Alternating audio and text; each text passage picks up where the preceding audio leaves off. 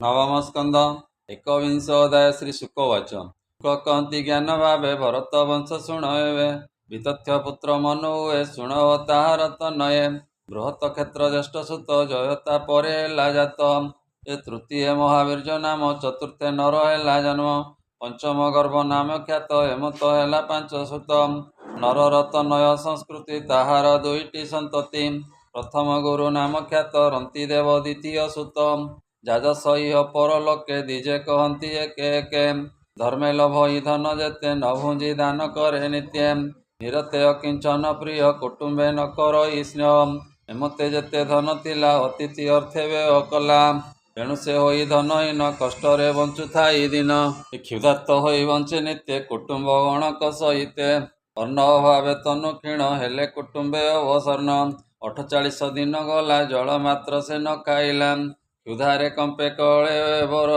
ଜୀର୍ଣ୍ଣ ହୋଇଲା ତା ଶରୀର 48 ଦିନ ଅନ୍ତେ ଖାଦ୍ୟ ମିଳିଲା ଅକସ୍ମାତେ ଏ ଘୃତ ଘାୟ ସରସ ପାଣି ପ୍ରଭାତେ ସଞ୍ଚେନ ଉପମଣି ଶୁଣ ରାଜନ ଶୁଦ୍ଧ ମନେ ତାର ମନ୍ଦିରେ ସେଇ ଦିନେ ବିପ୍ର ଅତିଥି ଆସି ମିଳେ ତାର ଅତିଥି ପୂଜା ବେଳେ ଆନନ୍ଦେ ଭିକ୍ଷା ତାକୁ ଦେଲା ତଦନ୍ତେ ଶୂଦ୍ରକ ମିଳିଲା ଯେ ଅଭାବ ଶେଷ ଅନ୍ନ କୁଟୁମ୍ବେ କରନ୍ତେ ଭୋଜନ ତାହାକୁ ବିଷ୍ଣୁ ପ୍ରାୟ ମଣି ବେଗେ ସେ ଦେଲା ଭିକ୍ଷା ଆଣି ସେ ପୁଣି ଗୃହେ ଭୁଞ୍ଜି ଯାନ୍ତେ ଶବର ଶ୍ୱାନର ସଙ୍ଗତେ ଘରେ ମିଳିଲା ରାତ୍ରେ ଆସି ବୋଲ ଇ ତାର ଦ୍ୱାରେ ବସି ଭୋରାଜା ଭିକ୍ଷା ଦିଅ ମତେ ଭୁଞ୍ଜିବି ଶ୍ୱାନର ସହିତେ ଯେବା କୁଟୁମ୍ବ ଅର୍ଥେ ଥିଲା ତକ୍ଷଣେ ତାର ହସ୍ତେ ଦେଲା ଶ୍ୱାନ ସମେତ ଅନ୍ନ ଖାଇ ସେ ପୁଣି ଯାନ୍ତେ ତୋଷ ହୋଇ ତଦନ୍ତେ କହି ପୁକସ ଆସି ମିଳିଲା ରାଜା ପାଶ କହିଲା ତାର ମୁଖ ଚାହିଁ ହେ ନୃପ ଭିକ୍ଷା ଦିଅ ତୁଇ କ୍ଷୁଧାରେ ଅତିଥି କ୍ରିକାତର କମ୍ପଇ ତାର କଳେବର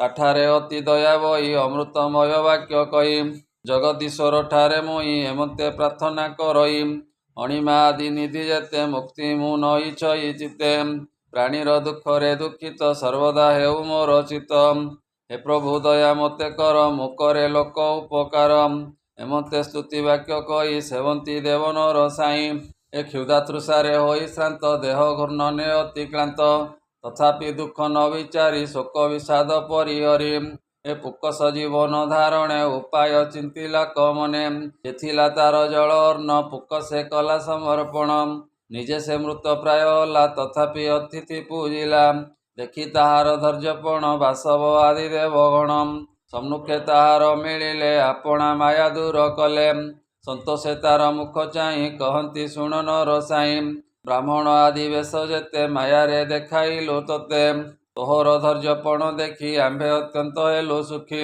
ଦେବଙ୍କ ବାକ୍ୟ ଶୁଣି ରାଜା ପ୍ରଣାମ କରି କଲା ପୂଜା କିଛି ହିଁ ତାକୁ ନ ମାଗିଲା ହରିଙ୍କ ପାଦେ ଚିତ୍ତ ଦେଲା ଏବେ ଅଶୁଣ ନୃପବର ସେ ରନ୍ତି ଦେବ ନରେଶ୍ୱର ସେ ବାସୁଦେବଙ୍କ ଚରଣେ ଚିତ୍ତ ନିବେଶୀ ଅନୁକ୍ଷଣେ ସର୍ବ ବିଷୟ କଲା ତ୍ୟାଗ ଚିତ୍ତରେ ଜନ୍ମାଇ ବୈରାଗ୍ୟ ମାୟା ତାହାକୁ ନ ଲାଗିଲା ଯେଣୁ ଈଶ୍ୱରେ ଚିତ୍ତ ଦେଲା ତାହାର ଅଳ୍ପ ଆତ୍ମଜନ ସକଳେ ବିଷ୍ଣୁ ପାଦେ ମଗ୍ନ ପରମ ଯୋଗେ ସେ ଲୋଭିଲେ ପରମ ବ୍ରହ୍ମରେ ଲୀନ ହେଲେ ଗର୍ଗଙ୍କ ଠାରୁ ସିନି ଜାତ ଗାର୍ଗ୍ୟ ତାଙ୍କ ହେଲେ ପୁତ୍ର କ୍ଷତ୍ରିୟ ହୋଇ ଦ୍ୱିଜ ହେଲେ ତପସ୍ୟା ଆରାଧନା ଫଳେ ମହାବୀର୍ଯ୍ୟର ତହୁଁ ଜାତ ଦୁରିତ କ୍ଷୟ ନାମେ ପୁତ୍ର ତହୁଁ ଜନ୍ମିଲେ ପୁତ୍ର ତିନି ପ୍ରଥମ ନାମ ତର୍ଜରୁଣୀ ଏ କବି ପୁଷ୍କରା ଘେନି ଋଣୀ ଏମନ୍ତେ ହେଲେ ପୁତ୍ର ତିନି ସେ 3 ଜଣ ତପୋ ବଳେ ବ୍ରାହ୍ମଣ ଭାବକୁ ଲୋଭିଲେ ଏ ବୃହତ କ୍ଷେତ୍ରର ଯେ ନନ୍ଦନ ହସ୍ତି ନାମରେ ବିଦ୍ୟମାନ ଯେଣୁ ସେ ପୁରୀ ନିର୍ମାଣିଲା ତେଣୁ ହସ୍ତିନା ନାମ ହେଲା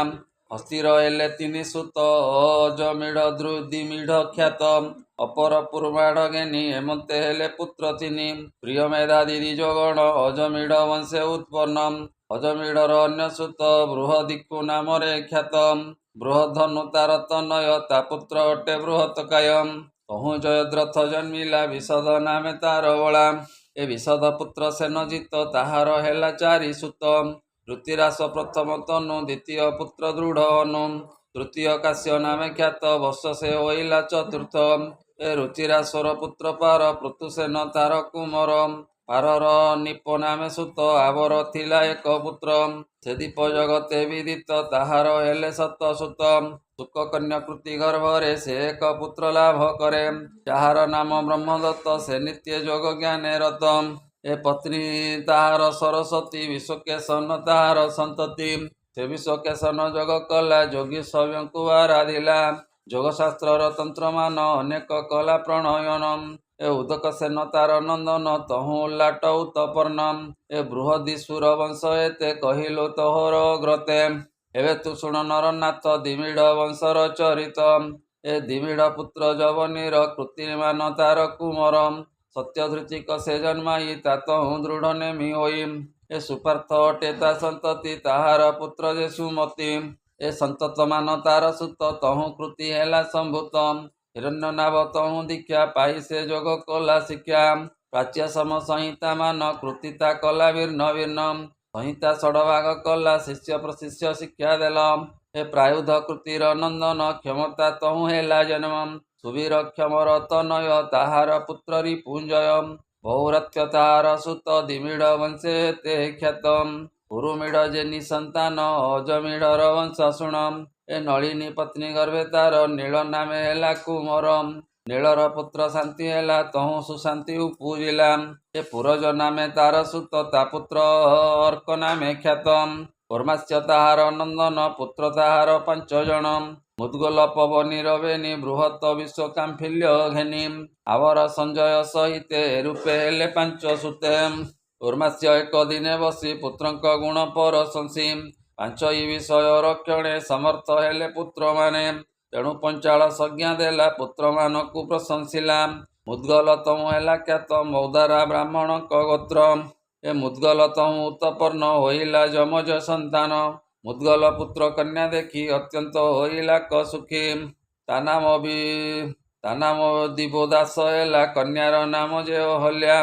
ଗୌତମ ହେଲେ ତାର ପତି, ସତ୍ୟାନନ୍ଦ ତାର ସନ୍ତତି।